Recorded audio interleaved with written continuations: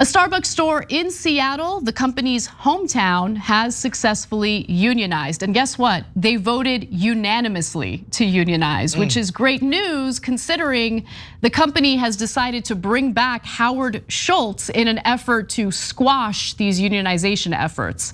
Now, before we get to Schultz and his history of union busting, let's give you the positive news, the scoop, if you will. Workers voted 9-0 to form a union at the Broadway and Denny store, becoming the 7th location to unionize with SEIU affiliated Workers United. As of Tuesday, over 140 Starbucks in 27 states have petitioned to hold union elections. So this is something that's spreading, not just among Starbucks stores, but we're seeing this in other businesses as well. And I really think it's important to not just cover these types of stories and help put out some positive reinforcement for the workers, but it's momentum that you want to support, because if you can't get your local government or, God forbid, Congress to do anything to improve your working conditions, your living conditions, and all of that, the workers can take matters into their own hands. And in this case, we're talking about Starbucks workers doing just that. The accomplishment, by the way, is especially notable because of the fact that jobs in the food and service industry have been those are difficult jobs to unionize. Historically speaking, they've experienced high rates of turnover because of low pay, because of poor working conditions. In fact, just 1.2% of employees in food services and drinking places are members of unions, according to the Bureau of Labor Statistics. Also, in the past, maybe these were very transient jobs people only stayed in for a few years. But things have changed. Increasingly, they are becoming people's sources of income and livelihood. And that's according to Sydney Durkin, a shift supervisor at this particular Starbucks location, Broadway and Denny store. People in these positions are saying, okay, this is what I'm doing. This has to be better than it currently is. And Sydney Durkin gives a specific example. So we hear about the call for a $15 an hour minimum wage, which at this point is not enough. Even a $20 an hour minimum wage in some parts of the country is not enough. But what about a place like Seattle where the cost of living is astronomical? She says, I have a management position. I make $25 an hour. That should be enough. But in the city of Seattle, it just simply is not. So per the Seattle Times, the newly unionized workers are expected to bargain for all sorts of improvements, ranging from their working conditions to their pay. They do, of course, want a pay increase. They also want to allow customers to leave tips on credit card orders. They want more consistent staffing. That has been a huge problem during the pandemic, where there are shortages of workers, probably because they're not being compensated fairly. Workers don't feel like it's worth it to take these certain jobs, or they're intentionally understaffed. And so they want to fix all of those problems, and they want to ensure that the company offers affordable healthcare that isn't based on hours worked. So they've just voted to unionize, but the battle lies ahead, where they will engage in the negotiations. And of course, you're gonna have someone like Howard Schultz get involved and try to squash those efforts. Before we get to that though, I wanna hear from you, Waz. This is an issue so near and dear to your heart. I love hearing what you have to say about it. Yeah, it's really heartening stuff, because again, like these workers are some of the most vulnerable in our economy. You talked about the high turnover, and they have nothing, helping them. The only thing that you can have is a bulwark against the likes of Starbucks, which is a mega corporation. This isn't just some like huge, business. This is a mega corporation, right? And so the only way you can protect yourself is in a union. And it's really cool to see, and in the larger arc of the story that's happening around the country amongst workers. This is, again, Anna, you mentioned it at the top of the segment, this is the best news that we have going, right? We see that politically, nothing gets done in the government when it comes to issues that hurt that affect poor and working people. The only thing that gets stuff done is organizing and unions. And so to see Starbucks and to see this thing spread like wildfire across the country from every single region, like it'd be one thing if this was something concentrated in, say, the Northeast or even someplace like New York City, which is an extremely unionized place. Like unionized to a degree that I don't think people would really understand. Like every single elevator operator, every single electrician, every single plumber, every single person that makes the city go is basically in a union. So if it was concentrated in somewhere like New York City, you'd be like, maybe that's just a New York thing. But the fact that it's spread all across every single region of the country, small city, big city, small town, that's the best part of all of this. Because again, we know that Joe Biden and his cronies in the government will do nothing to help us.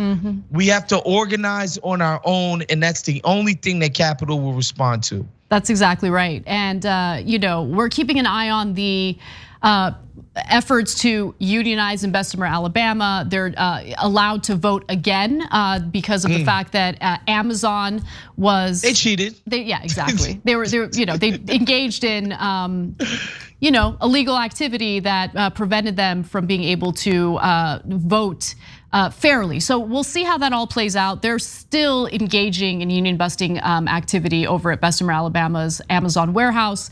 But I bring up Bessemer, Alabama because when you think of efforts to unionize, you don't really think about Alabama, right? But you've got workers in Alabama who are fired up, who want to change their working conditions. They want better pay, they want better treatment, and I love to see it. Now let's move on to Howard Schultz. So he's the former Starbucks CEO, and they're bringing him back. They're bringing him back probably because of the fact that he has a pretty lengthy record in union busting among the Starbucks workers. So here's what we know, okay? Why are they bringing him back? Again, he's notorious for vicious union busting. Earlier this year, he actually tried to convince workers in Buffalo to avoid unionizing, and he did that by invoking the Holocaust. That's the kind of guy he is. We have a video of that, let's watch. When people in Germany and in Poland were sent to the concentration camps, and one person for every 6 was given a blanket. Most people shared their blanket with 5 other people. And so much of that story is threaded into what we have tried to do at Starbucks, is share our blanket.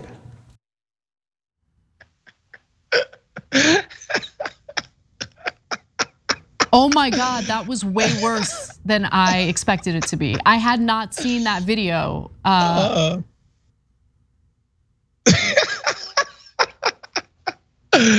And we actually covered that on Wazia one day, and I don't know about you, but I could just feel the warm embrace of our corporate overlords. They're just so warm and cozy, and they just treat us so well, rub us on our belly, just keep us warm at night. And yeah, he compared the scraps that they give their workers. Mind you, like Starbucks is extremely profitable. Yeah. We're talking about billions upon billions upon billions of profits every single year, right? This isn't some company that's struggling, pushing pennies together, rubbing 2 pennies together. No, they're extremely rich. And he's like, well, we give our workers, fringe benefits. We're sharing the wealth. It's incredible.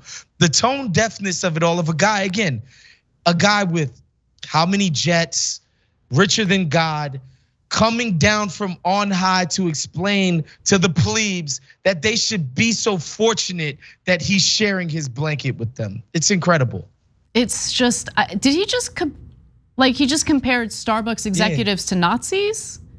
Is that what he did? Well, no, I don't think, I think. Because he's like, that's what we're trying to do here. We're trying to give you guys a blanket that you share with 5 other people. That's how it came across to me. I don't know. Yeah, no, he was saying that basically what Starbucks is giving them is equivalent to that blanket. It's keeping them from freezing to death, basically. Like, I'm saving your life with this $9 an hour. That's what he was explaining to the workers in his company. That was one of the worst. I can't believe that he said that. Like, I can't believe he thought that would be persuasive. By the way, it wasn't persuasive. The Buffalo store employees voted to unionize. So his union busting efforts, maybe he's off his A game, but he's been at this since decades ago, since the 1960s. So in 1986, he had attempted to bust unions. And so Northwest Labor Press reports, when Schultz joined Starbucks management, it was a Seattle area gourmet coffee chain. And shop and roasting plant workers were represented by UFCW Local 1001. Starbucks demanded concessions, including medical benefit cuts and an end to just cause discipline. Schultz encouraged workers to vote out the union. And unfortunately, they did, first in retail stores and then at the Seattle roasting plant. When Starbucks machine maintenance workers in Washington voted to unionize back in 1999, Schultz pummeled the plant with a 5-year union busting campaign, after which workers decided not to vote to renew their contract. So he's been successful in the past. In 2004, when Starbucks workers in New York City attempted to unionize, Schultz directed a union busting campaign in which, and let me give you the bullet points here, store managers forbade employees from discussing the union inside the store. Anti-union workers were transferred to stores that had union activity. Union supporters were fired in New York and Minneapolis. Workers were banned from wearing pro-union buttons. I mean, just the typical stuff, which a lot of that is now taking place in the Amazon warehouse in Bessemer, Alabama. This is the kind of games they play to discourage people from voting to join the union.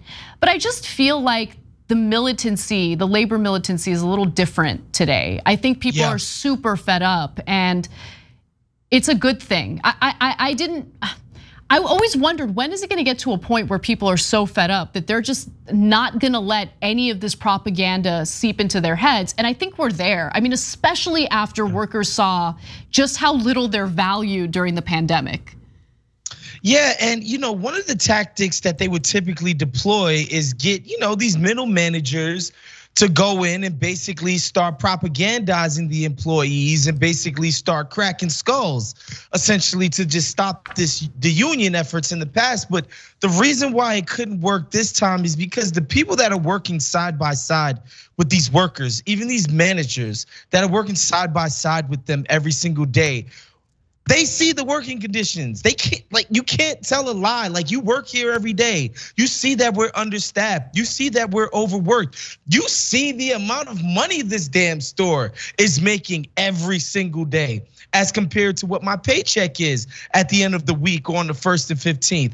I think that's why it's failing. It's just like, you can't justify this stuff. Even the middle managers, again, these are human beings. They're working with these people every single day.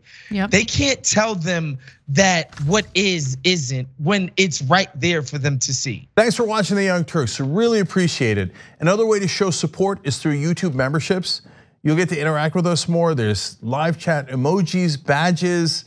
You've got emojis of me, Anna, John, JR. So those are super fun. But you also get playback of our exclusive member-only shows and specials right after they air. So all of that, all you gotta do is click that join button right underneath the video. Thank you.